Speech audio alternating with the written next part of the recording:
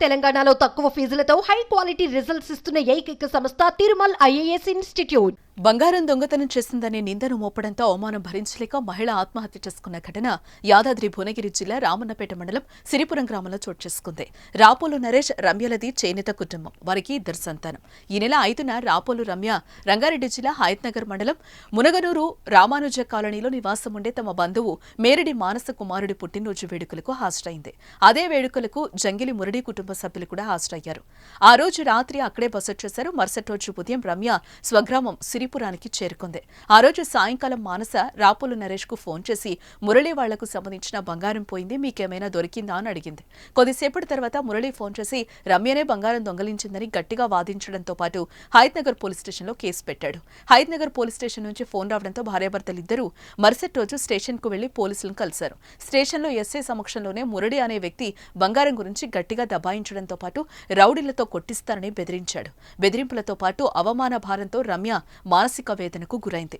దీనికి తోడు police station కు రమ్మని పిలవడంతో అవమానం భరించలేక రమ్య తెల్లవారుజామున చేనేత రంగుల అద్దకంలో ఉపయోగించే నైట్ ఆఫ్ అనే రసాయనం తాగింది.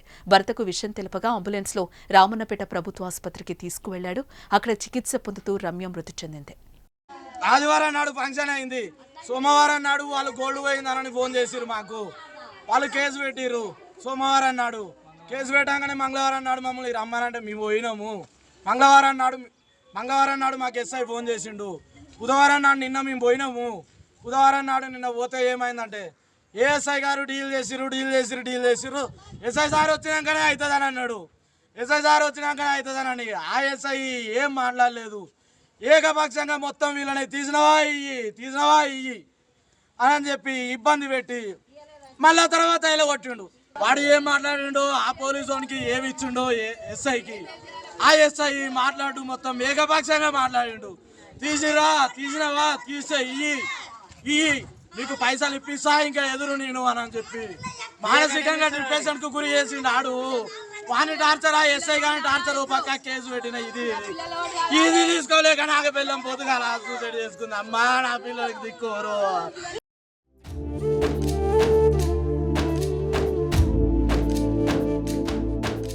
రమ్య ఆత్మహత్య చేసుకునే ముందు ఆమె మాట్లాడిన వీడియో వైరల్ గా మారింది. కులం తక్కువనే కారణం, తాము ఎవరిని ఎదిరించలేమని బలహీనతను అడ్డం పెట్టుకుని తమపై బంగారం దొంగతనం కేసు పెట్టి హింసిస్తున్నారని మృతురాలు ఆవేదన వ్యక్తం చేసింది. పెళ్లైన దగ్గర నుంచి ఇప్పటి వరకు తాము ఎంతో పద్ధతిగా బతికామని, కానీ ఓ దొంగతనం కేసు పెట్టి తమ పరువును బజారుకు ఈడుస్తున్నారని, ఎంతో అవమానంగా ఉందని, సమాజంలో బతకలేకపోతున్నామని కన్నీరు పెట్టుకుంది ఆ వీడియోలో. గరకపాటి వాళ్ళ బిడ్డ కొడుకు బర్త్డేకి మేము వెళ్ళినాం. వాళ్ళ ఫ్రెండ్స్ వచ్చిర్రు. అరే ఈ గరకపాట నా రావణపేటలో తిరుగుతుంటాడు ఎవరు, ఎంపీటీ మాజీ ఎంపీటీసీ గరకపాటి. సరే తీసిరు పెట్టిరా, మర్యాద మాట్లాడితే అది వేరుంటది. ఎట్లా పడితే అట్లా మాట్లాడుతుండు. మొన్న నైట్ ఫోన్ చేసి ఇన్నేళ్ల నుంచి బయట పడలేదు. నిన్న స్టేషన్ నుంచి రాగానే ఇంటి దగ్గరకు వచ్చి అడుగుడు, వాళ్ళొచ్చుడు వీళ్ళొచ్చుడు, ఏమైంది ఏం కథ. ఊర్లో ఎవరికి తెలియదు అన్న, నేను ఎట్లుంటానో కూడా తెలియదు. గట్టి ఎప్పుడన్నా పోయినా కూడా ఎవరమ్మా నువ్వు అని అడుగుతారు తప్పించి ఏది తెలియదు. గిట్లా బయటకేస్తే ఏందన్నట్టు. ఇప్పుడు నేను ఇవాళ చచ్చిపోతా, వాని మీదనే కేసు వేస్తా అన్న నేను. ఇప్పుడు ఉట్టి చచ్చిపోయినా కూడా సరే దొంగతనం చేసింది చచ్చిపోయిందని నన్ను అంటారు. ఏదో ఒకటి ప్రూఫ్ ఉండాలి కదా, అంతే మరి. ఇప్పుడు అందుకనే మీకు ఇట్లా ఫోన్ చేస్తే వాళ్ళంట అది ఫోన్ ట్రాప్ చేస్తారంటే చెయ్యమనే చెప్పిన. కనీసం ఏదన్నా ఉంటదని చెప్పేసి అంతే కదన్నా. ఉన్నాడు, ఎందుకు లేడులే గాని ఆయన ఇప్పటిదాకా నా కోసం మెల్కొని ఎట్లా అనిపిస్తుందన్నా. పెళ్లి చేసుకుని 12 ఏళ్ళు లేదు నాకు. ఎవరి దగ్గర ఒక మాట పడలేదు. కనీసం ఆయన కూడా ఒక్కరితో ఒక మాట పడ్డది లేదు. ఎవరో వచ్చి బట్ టార్గెట్ చేసిండేగా. ఇప్పుడు అమ్మాయి కూడా ఎంతసేపు ఏమంటుందంటే మా అమ్మ వాళ్ళు, మా అత్తమ్మ, మా ఫ్రెండ్స్, నేను ఒక్కదాన్నే అన్న బయట అమ్మాయిని అట్లా.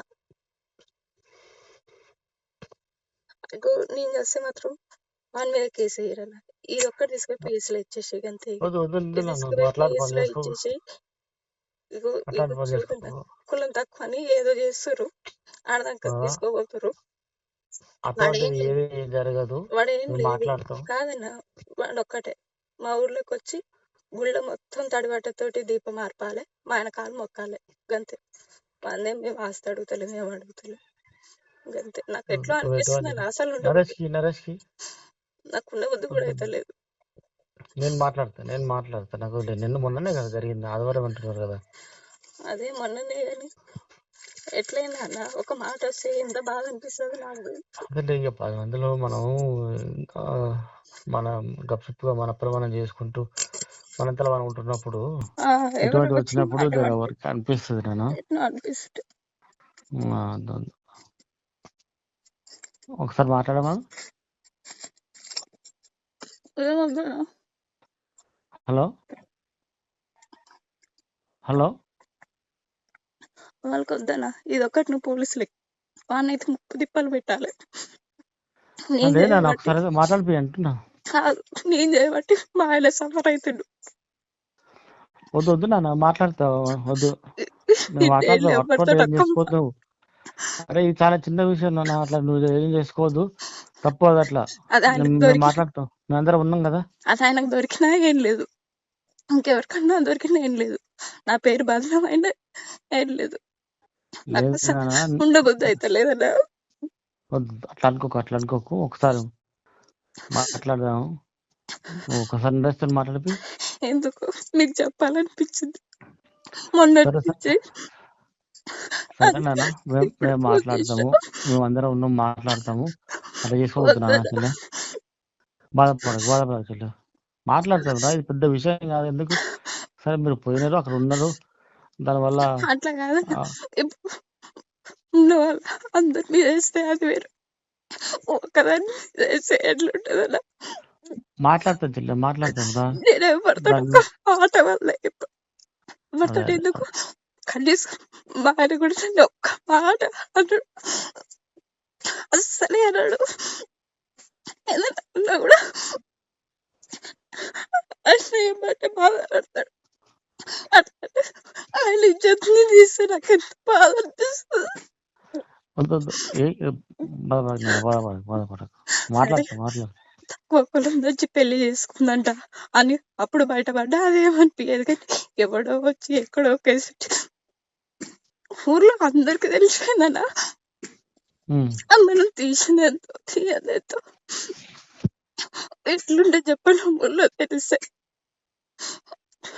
ఒక్కటేనా, వాడు రావాలి, మా ఊళ్ళో గుళ్ళు ఎన్ని ఉన్నాయి అన్ని గుళ్ళు తడిబట్టతో తిరగాలి, దీపం ఆర్పేయాలి, అందరి ముందు మా ఆయన కాలు మొక్కాలి, వాడు మన భార్య, అంతే. నేను మాట్లాడతా, నన్ను ఇది రికార్డ్ చేసుకొని చెప్పు, పిఎస్కి ఇచ్చేసిన తర్వాతకి. నా దాంట్లో రికార్డింగ్ ఆప్షన్ లేదు నాన్న, నువ్వు ఎటువంటి చేసుకోవద్దు. నాకు ఒక్కసారి నరేష్తో మాట్లాడిపి. ఎవరితో మా ఆయన ఇప్పటికే చాలా బాధపడుతుంది. నేను మాట్లాడుతున్నా, నాకు ఒక్క అవకాశం నువ్వు నాకు విషయం చెప్పి ఏమంటే నా గురించి ఏం చేసినా ఏం కాకపోగా నేను ఆయనకు వస్తే నేను అసలే తట్టుకోలేదు. నా కోసం ఆయన ఎంతో పరపడ్డాడు, ఇంకా పడిపోయాల్సిన అవసరం నాకేం లేదు. చిన్న పిల్లలు ఉన్నారు, నా పిల్లల్ని మా ఆయన చూసుకుంటాడన్నా. నేను ఎంత ప్రేమ ఉన్నా నా పిల్లలు అంత ప్రేమ. మా ఆయనకు నేను ఇప్పుడు పోయి మాట అడుగుతా, పిల్లల్ని మా ఆయన మంచిగా ఉండాలి. నువ్వు ఇంకోటన్నా, మా ఆయనని కొంచెం చూసుకోవాలా. మా ఆయనకి